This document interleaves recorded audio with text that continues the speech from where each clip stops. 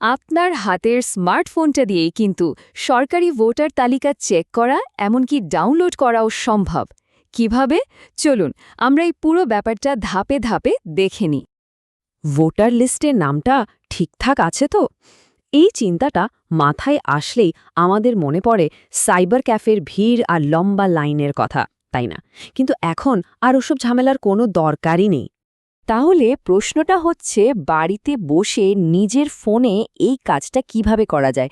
চলুন পুরো ব্যাপারটা আমরা একদম সহজ করে বুঝে নিই।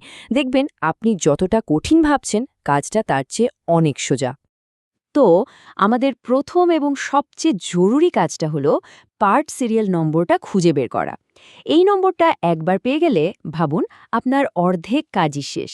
এটা অনেকটা একটা শর্টকাটের মতো, যা আপনার অনেক সময় বাঁচিয়ে দেবে। ভাবুন তো, একটা বিশাল পিডিএফ ফাইলে হাজার হাজার নামের মধ্যে নিজের নামটা খোঁজা কি ঝামেলার। এই সিরিয়াল নাম্বারটা জানা থাকলে আপনাকে আর পাতার পর পাতা উল্টে যেতে হবে না, সোজাসুজি নিজের নামে পৌঁছে যেতে পারবেন। এটাই এর সবচেয়ে বড় সুবিধা। আচ্ছা, তাহলে নম্বরটা পাবো কিভাবে? খুব সোজা। প্রথমে সরকারি ওয়েবসাইট voters.gov.in এ যান। সেখানে search your name in voter list বলে একটা অপশন দেখতে পাবেন। ওটায় ক্লিক করলে কয়েকটা উপায় দেখাবে, কিন্তু ভুল এড়ানোর জন্য সার্চ বাই এপিক অপশনটা বেছে নেওয়ায় সবচেয়ে বুদ্ধিমানের কাজ। তারপর শুধু আপনার ভোটার কার্ডের এপিক নম্বর, রাজ্য আর স্ক্রিনে দেখানো কোডটা বসিয়ে সার্চ বাটনে ক্লিক করুন। যেই আপনি সার্চ করবেন, সাথে সাথে দেখবেন আপনার সব ডিটেলস, যেমন নাম, বয়স, পোলিং স্টেশন এসব চলে এসেছে। আর সেখানেই আপনি পেয়ে যাবেন সেই জরুরি জিনিসটা, পার্ট সিরিয়াল নম্বর। এই নম্বরটা কিন্তু অবশ্যই কোথাও লিখে রাখুন বা একটা স্ক্রিনশট নিয়ে নিন। পরের ধাপেই এটা আমাদের কাজে লাগবে। ব্যাস, সিরিয়াল নম্বর তো আমরা পেয়ে গেলাম। এবার চলুন দ্বিতীয় ধাপে যাই। এখন আমরা আসল ভোটার লিস্ট অর্থাৎ ইলেকটোরাল রোলের পিডিএফ ফাইলটা ডাউনলোড করব। এর জন্য আবার ওই একই ওয়েবসাইটে ফিরে যান এবং ডাউনলোড ইলেকটোরাল রোল লিঙ্কটা খুঁজে বের করুন। এরপর আপনাকে পরপর কয়েকটা জিনিস সিলেক্ট করতে হবে। প্রথমে আপনার রাজ্য, তারপর জেলা, বিধানসভা কেন্দ্র আর সবশেষে আপনার পোলিং স্টেশনের নাম। বাস, ক্যাপচা কোডটা দিয়ে দিলেই পিডিএফ ডাউনলোড করার অপশন চলে আসবে। আচ্ছা, পিডিএফ ডাউনলোড করার সময় দুটো জিনিস একটু মাথায় রাখতে হবে। প্রথমত, আপনি কয়েক ধরনের লিস্ট দেখতে পারেন, আর দ্বিতীয়ত কিছু সাধারণ সমস্যাও হতে পারে। চলুন এই দুটো ব্যাপার একটু পরিষ্কার করে জেনে নিই, যাতে কোনো কনফিউশন না থাকে। প্রথমে আসি সাপ্লিমেন্টারি লিস্টের কথায়। এটা আসলে কি? এটা হলো নতুন নামের তালিকা, মানে যাদের নাম সম্প্রতি ভোটার লিস্টে যোগ করা হয়েছে তাদের নামগুলো এই সাপ্লিমেন্টারি বা সংযোজনী তালিকাতেই পাওয়া যায়। আর ডিলিটেড লিস্ট হলো ঠিক এর উল্টোটা, মানে যে নামগুলো বিভিন্ন কারণে তালিকা থেকে বাদ দেওয়া হয়েছে সেগুলো এখানে থাকে।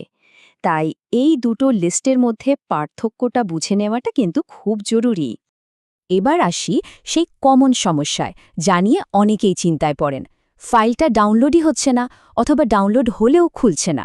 ঘাবড়ানোর কিচ্ছু নেই, এটা প্রায়ই হয়, আর এর সমাধানও কিন্তু একদম সহজ। দেখুন, যদি সার্ভারে কোনো সমস্যা দেখায় তাহলে একটু অপেক্ষা করে আবার চেষ্টা করুন, ঠিক হয়ে যাবে। অনেক সময় বাংলা পিডিএফ ফাইল খুলতে চায় না, সেক্ষেত্রে ডাউনলোডের আগে ভাষাটা ইংলিশ সিলেক্ট করে দেখতে পারেন। আর যদি ডাউনলোড হওয়ার পরেও ফাইলটা না খোলে, তাহলে প্লে স্টোর থেকে যে কোনো একটা পিডিএফ রিডার অ্যাপ নামিয়ে নিন। ব্যাস, আর কোনো সমস্যা হবে না। তো ফাইল ডাউনলোড হয়ে গেছে, এবার শেষ পর্ব। চলুন দেখে নিই ডাউনলোড করা ফাইলটা আপনার ফোনে কোথায় লুকিয়ে আছে আর সেটাকে কিভাবে সহজে খুঁজে বের করে দেখবেন। এটা শিখে গেলে আপনাকে আর কারোর ওপর নির্ভর করতে হবে না। ফাইল তো ডাউনলোড হলো, কিন্তু গেল কোথায়? অনেকেই এই সমস্যায় পড়েন।